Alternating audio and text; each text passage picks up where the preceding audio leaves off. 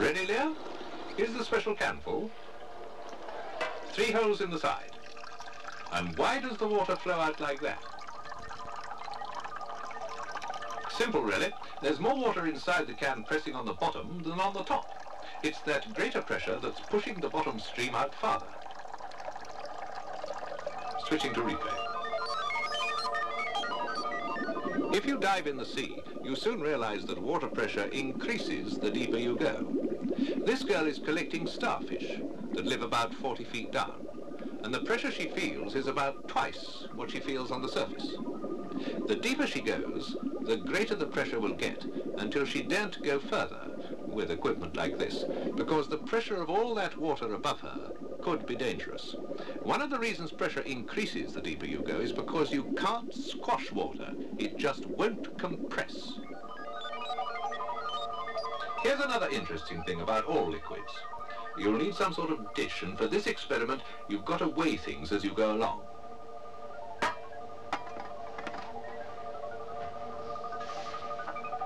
That's about 300 grams. Write it down. Now for the glass dish.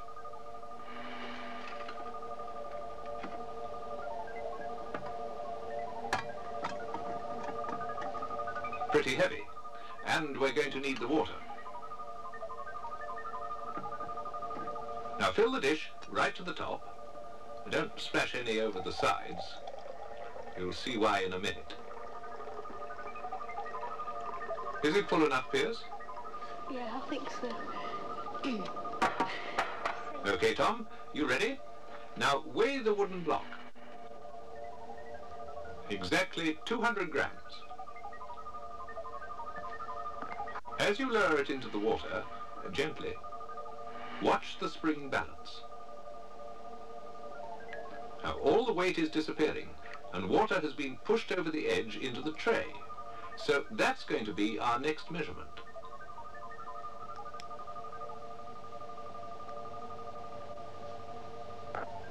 About 650 years. Carefully, out with the glass dish.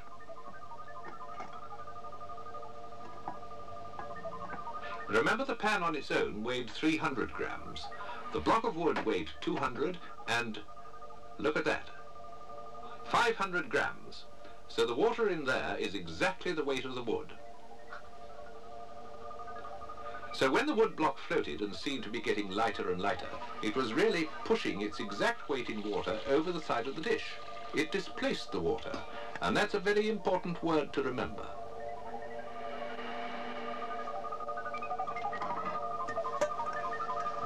Let's prove something really obvious. Heavy things sink in water. Well, nothing surprising in that. We all know it. Your plasticine has dropped right to the bottom, but it doesn't have to. You could make it float. You're right. Flatten it out and make it into a boat shape, like a cup.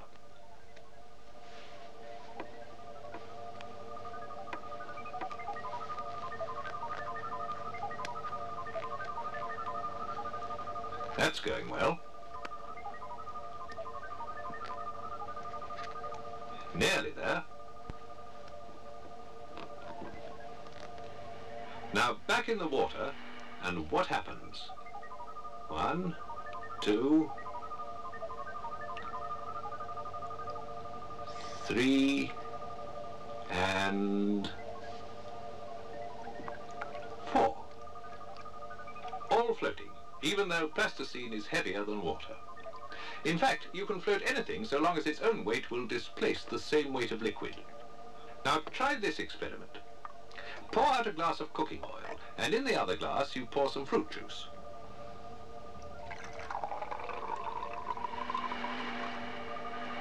All you need now are those special floats you made, the bits of drinking straw weighted down at one end with a lump of plasticine. Put it in the oil, gently, and mark off the level where it sticks out.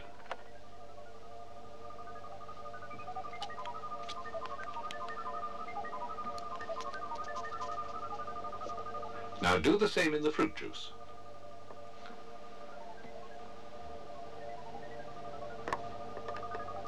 Look how far it's sticking out compared with the oil. Let's do another experiment that'll give you an idea of why that happened. This is easy. Just pour some hot water into a glass.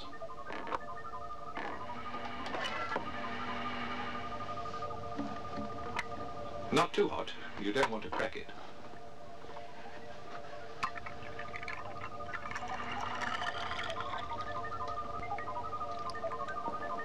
Then drop your float in.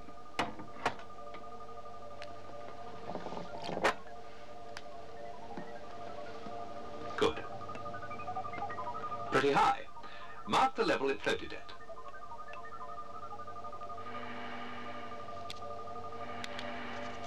Okay. Now put it in the other glass, the one with the cold water.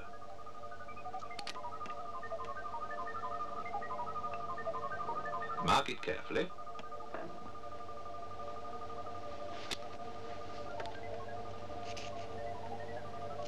Now, show me the difference.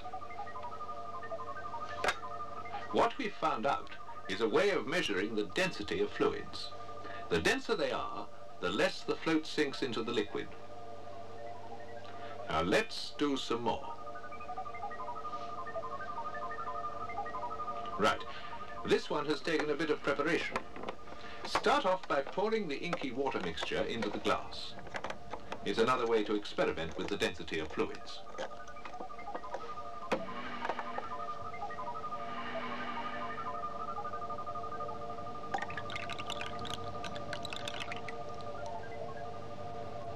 Next, some cooking oil.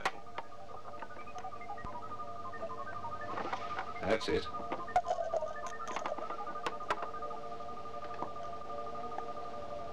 Gently down the sides so it doesn't splash onto the blue, because you don't want to disturb it.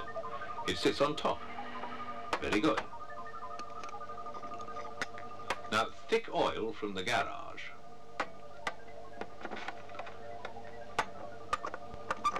Not too much of that.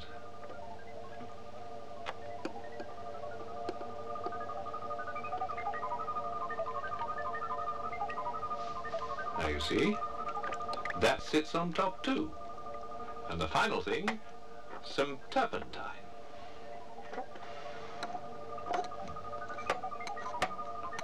Gently down the side of the glass again. You see, all the liquids are of different densities, and that's why they float on each other. The densest, that is the heaviest, is at the bottom, and they get lighter as they go up the glass.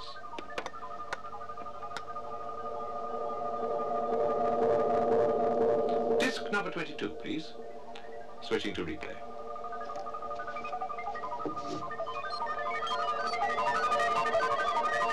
With my special heat eye, this is what a tank of water looks like when one half of it is filled with cold water and the other half is filled with hot.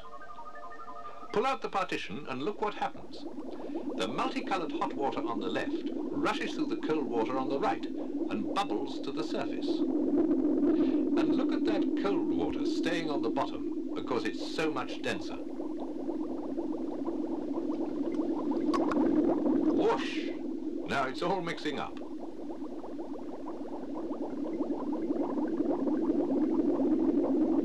The different colours are the various temperatures of the water as they all mix together and finally become the same. Knowing about the density of water is very important when you build a ship. Those lines on the side of the ship tell how deep it's sitting in the water, depending on the saltiness and the temperature. It's called a plimsoll line, after the man who thought the idea up. When you're loading a cargo ship, it's important to know how deep you are in the water so you don't put too much in the hold. Another glass of water, please.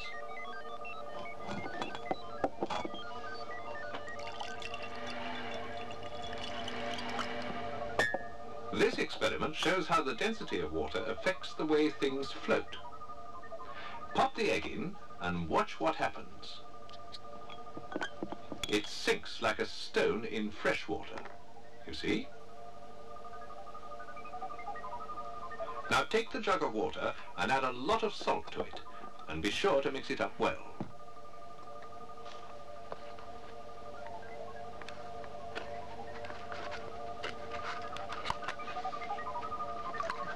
Should do.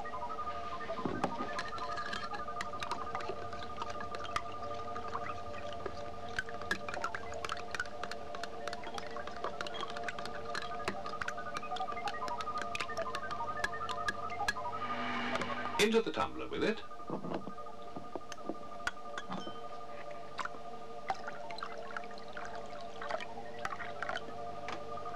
Now the egg. And now what will it do? Yes, it floats, because the salt water is denser and is holding it up. Now what will happen if you add fresh water on top?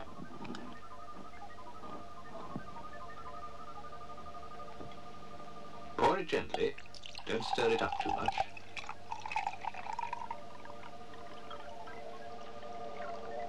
The egg stays exactly where it was, with dense salty water under it and fresh water on the top of it. An experiment with a very clear result, no doubt about it. Are you ready over there? That jug should do it, and I'll show you a way of controlling the depth at which some things float. Have you got that eyedropper there? In with it, and it floats. The sink plunger on top now. That's right, hold it steady, Leah.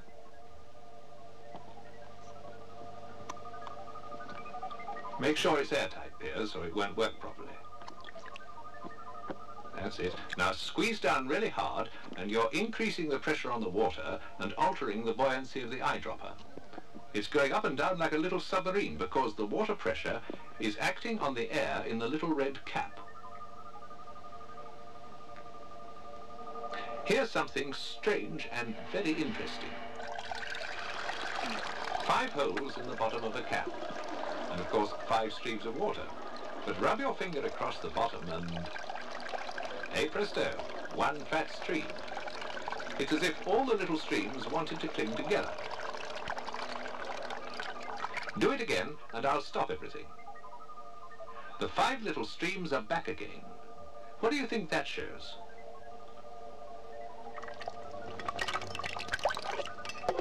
More water, Leah. A spoon and a glass.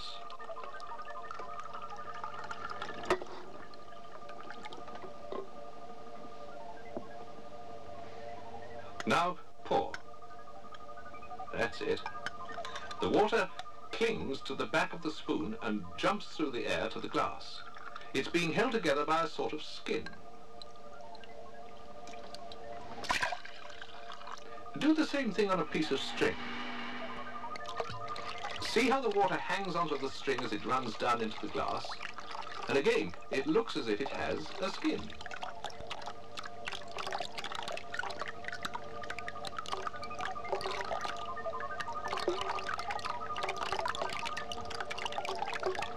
It's even clinging to your fingers, Piers. Disc 41, please. If you had any doubt that water has a skin, look at this.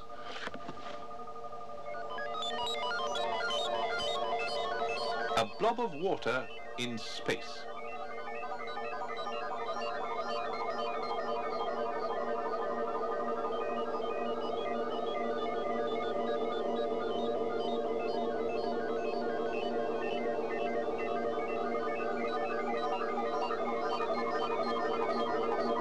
See how the skin stops the blob breaking up in all directions?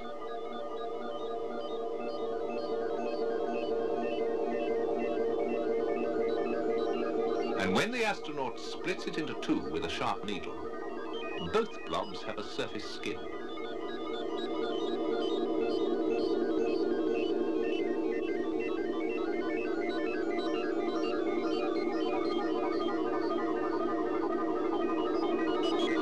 And when they join up again, the skin holds the water in the tightest possible shape, in fact, the smallest possible volume.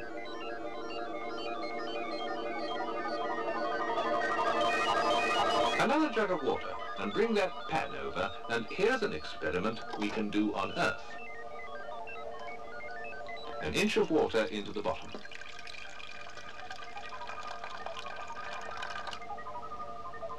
Now a piece of blotting paper and a darning needle, and let's see if the skin on the water will support that tiny bar of steel. Are you ready? Right, into the water.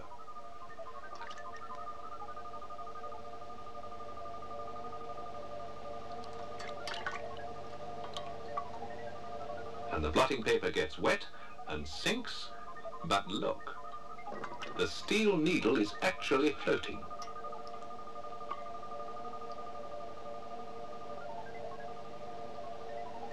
It's resting on the surface.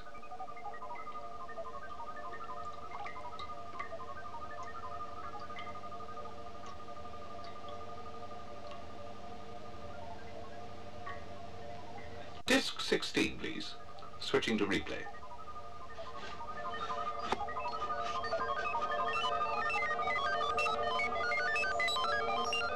Here's a little creature that knows how to use the skin on the surface of the water.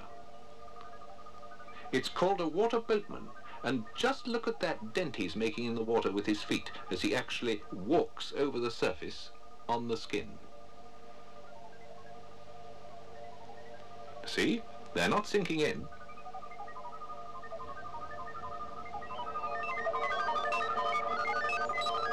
Carefully, Syria. You'll need a bit more. See how the skin on the top of the water is holding the water even above the edge of the jug? But dab it with a little bit of soap. And that's it. Skin broken. And that extra water has only one place to go, down the outside of the jug. The skin on water is called surface tension, and you can experiment with it for hours. Put some matches on the water.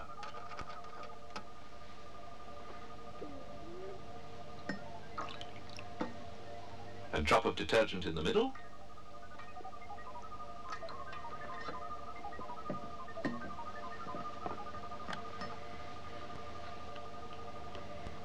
Bingo! There's a hole in the skin. The matches aren't being pushed away. They're being pulled away by the edges of the skin as they retreat to the side of the pan. You can use that scientific observation to make a boat drive through water. Cut it out carefully with a little notch in the stern.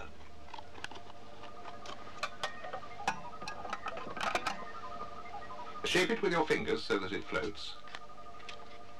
That's right. We'll need water in that tray, Surya.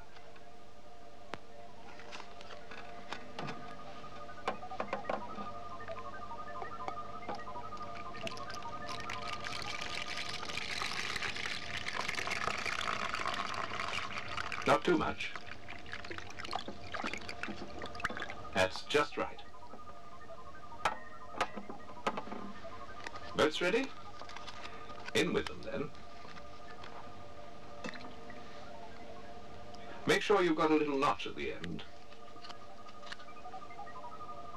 Now each take a matchstick and put a drop of detergent on it.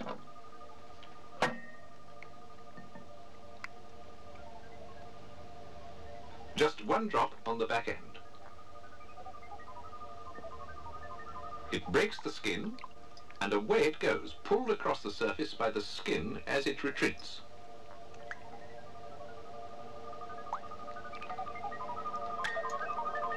Two sheets of glass and some ink, and we're going to make a sandwich, and it could be messy. See what I mean? Be very careful with that ink. Hold the two sheets together and look what happens. The thin gap causes the ink to rise up. That's called capillary action. And it's why blotting paper works, and even why a tree can grow hundreds of feet high and still get fluid to its topmost branches. That experiment's worked very well. My assistant uses capillary action to analyze things.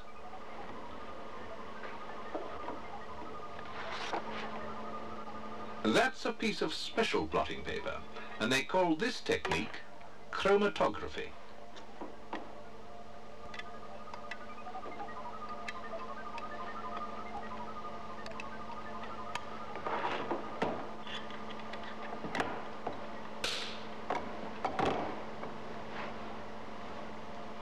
puts the sample onto the blotting paper through a small hole in the top sheet of the glass.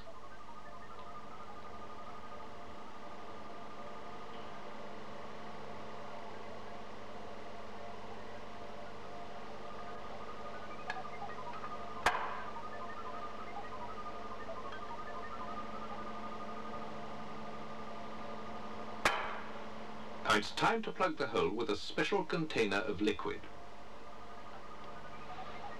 Turn the tap on in the small container and the liquid flows out into the blotting paper. You see how the sample in the middle gets drawn by capillary action?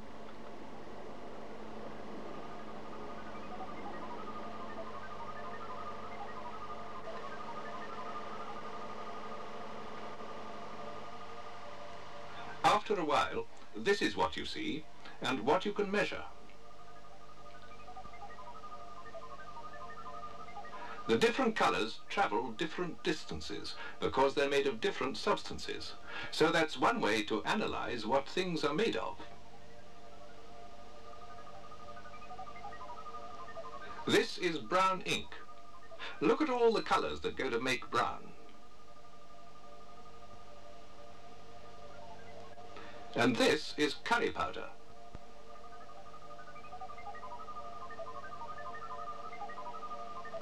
And that is the ink from a black felt tip pen. And it's all done by using capillary action and some rather special blotting paper. And here's a useful way to use capillary action at home. Pieces of wool leading from one bowl of water to all your favourite plants. And capillary action will keep them all nicely watered. Try it when you go on holiday for a few days. It really does work.